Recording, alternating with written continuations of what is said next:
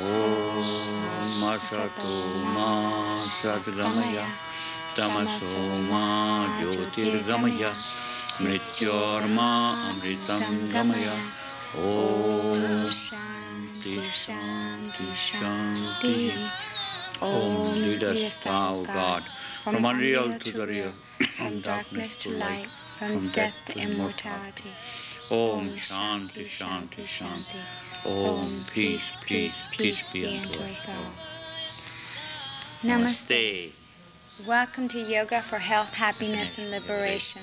I'm Meeta Gajjar, and this is my father, Bharat Gajjar. We're so happy you could join us today.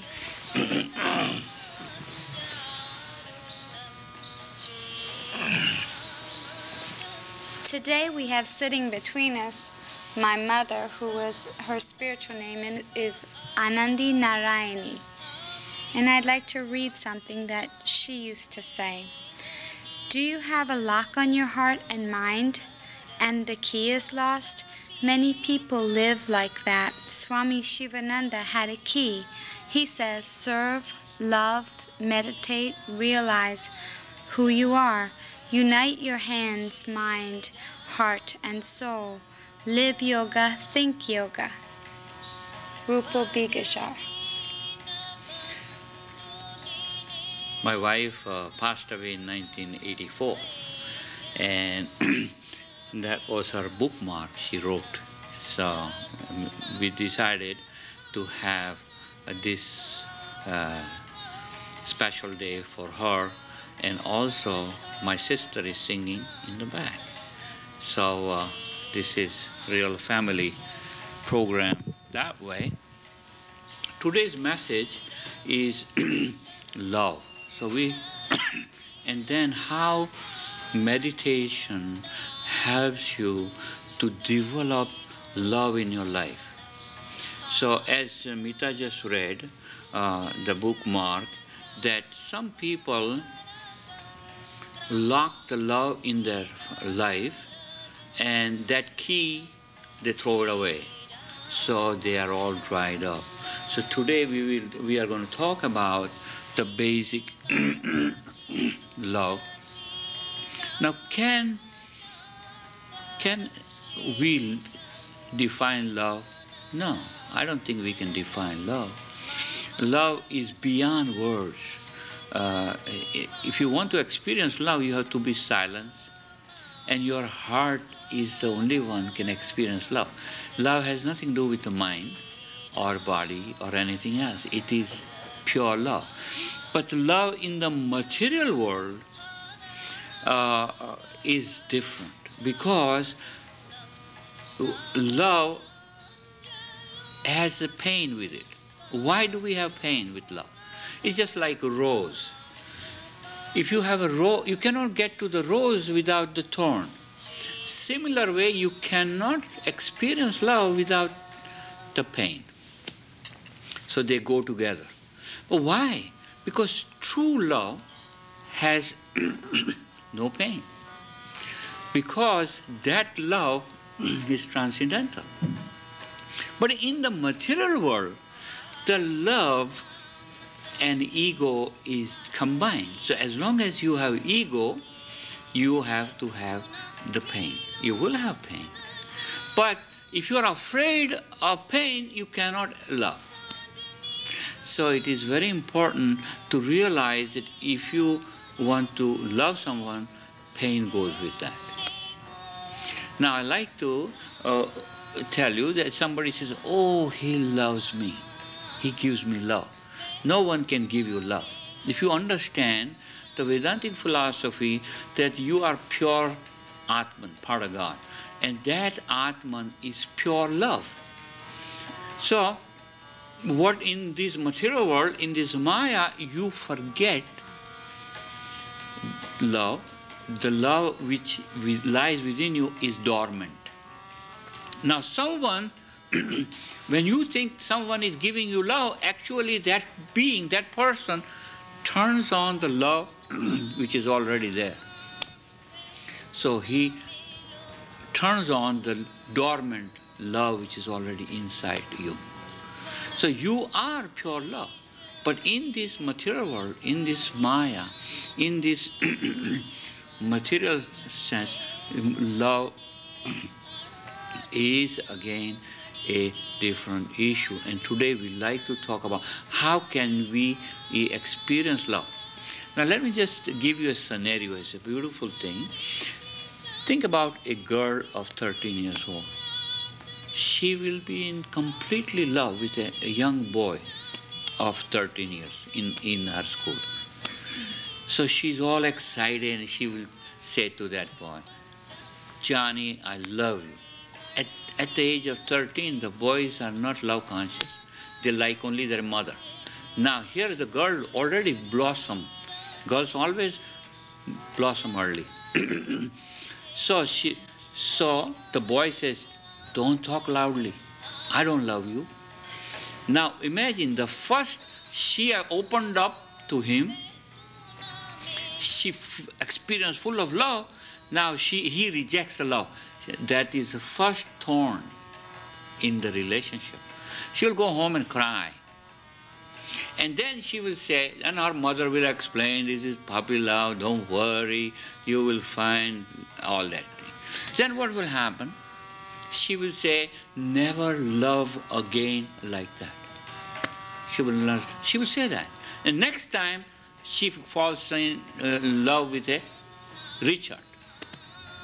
Now, this time, she is not very direct in telling the Richard, I love you. She will say, I have feeling for you. And he will say, forget it. I don't love you. Second slap. She goes and cries this time, but a little less. But then she will say again, I will not love again like that. So every time she tries to love, little less, she gets a slap. You know what happens? At the age of 20, she doesn't love anymore. She starts singing about love. And then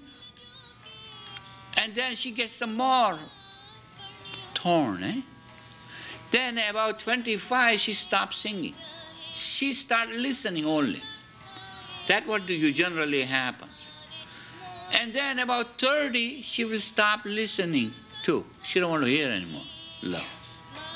Then she joins a yoga class. She comes in the yoga class. And then the yoga teacher says, close your eyes. What do you see? Darkness, nothing. Because she has closed all the windows of love. Because love requires great courage. And every time you have a little pain, you withdraw before you know you have closed. You have already clocked the doors of love and threw the key away because you're scared. So it is that. So then in meditation, the yoga teacher says, close your eyes and open one door of love every time you meditate.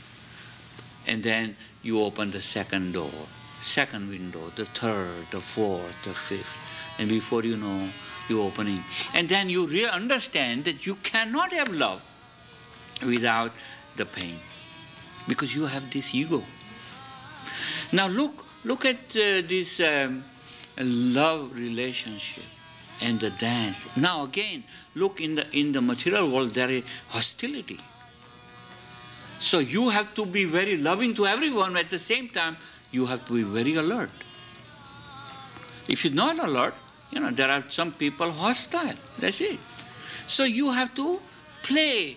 But it's a very important thing and remember, if you love everyone in your heart, you will be healthier. And then I just read recently that people who go to bed very angry and frustrated, they get up and after a few years they get ugly because you cannot heal your body. In your sleep, you are healing your body because you love everyone. You are peaceful. You are happy. So happiness and good health goes with it. So meditation helps you to love more and to be happy and accept presence. So that is what your meditation is all about. Meditation teaches you to be mindful, to be centered, and to be loving. At the same time, aware of this hostility sometimes. So as beautiful Buddhist monk said, that you are a karate expert, let's say, and you are sitting, you are meditating, you are very happy. But then this guy on the other side is going to attack you. So you're watching. If he attacks, you take care of him and sit down again, peacefully, loving again the whole world. The similar way, thoughts keep coming. But if the negative thoughts keep coming, keep them away, and be peaceful and be loving. Now, when you entered into this material world, when you were a little baby, you loved everyone. And then you enter into the material world, then you started splitting. This is my mother, I love only my mother, not this woman. Then splitting more and more and more and more. So in material world, we start fragmenting, separating. So what is yoga? Meditation, exactly opposite. You bonding, combining, blending, and loving. So it is exactly opposite. Now I want to show you this beautiful chart. So let's look at this chart which explains.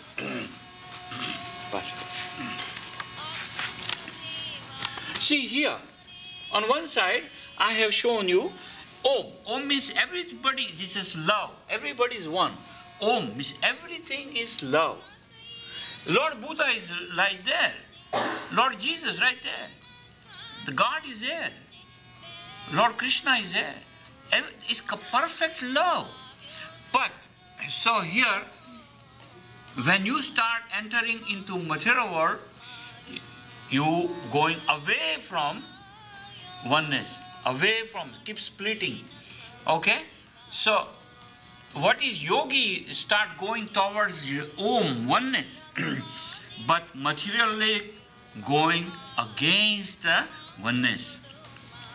Now, if you come at this level, look at the negativity, exactly opposite of love and Om is ignorance, ego, lust, anger, desires, violence, and attachment. All these things. Now, this is keep growing and growing and growing. If you cross that line, you go into madness. You go crazy. Because most of the people are right in the middle somewhere. But if you keep going away and away, and remember, the people who are most egoistic, they are most sexual. They're sex crazy. Because ego is exactly opposite of love. Separation. As a man becomes more ego conscious, more sexual he is. So when a person becomes less and less ego, he is more oneness and Om consciousness. So why is a so egoistic person sexual? Because he wants to unite. He cannot unite in his heart. So he unites in this body. So he enters into her body. That is the way he makes a union. Because that's the only way he knows. Now those who cannot do sex, and Bhagwan Rajneesh has written a very beautiful book. He says, those who cannot do sex even, what they do? They beat up somebody. That is also entering into the body. He really thinks he is beating. And that is his way of loving. He's trying to unite. Only thing, he cannot unite by love. He cannot unite by sex. He beat up somebody. Because that is his way or her way to experience oneness. And that is really a tragedy that these people go so crazy that they cannot even simply love. Now, Lord Buddha, Lord Jesus, they are so pure, so loving, that there was no sex left for them. They were just completely one with all. This is true. The true yogis, I saw Maharishi Maharaj Yogi, just like a little baby, like a child. And Lord Jesus said, if you want to enter into the kingdom of heaven, be like little children. completely one with all. That is what a yogi is. That is what the objective of meditation is, to be completely in love and unite into oneness. Now, let's look at this another chart, which is also very similar. See here, I have shown you, love is on this side, ego is that side. Most of the people right in the middle. So you start towards love. All the saints, at the end is all the saints are here, all completely love. Think about all are one. This is Om consciousness, completely here. On the other side you start walking, on that side is ego, and also suffering, hostility, all negativity as you go away from love. So that is also shown a similar map saying, and that what yoga is, meditation. Yoga means union. You unite with complete love. You become one. So that is the objective of meditation. Meditation takes you towards love, complete love. Drop your egos, drop your hostility, drop your negativity, and go towards positive and more heart conscious. Even mind peaceful and body completely relaxed and meditative. Then you can heal your body through this peace, through this harmony. And prana Shakti is also part of this whole thing. So I just wanted to mention to you that yoga and meditation has the same objective. Teach you how to love. So actually you have forgotten how to love. In this material world, when you come in the material world, you go away and away from love. So objective of meditation, objective of your life, if you want to be happy, love all.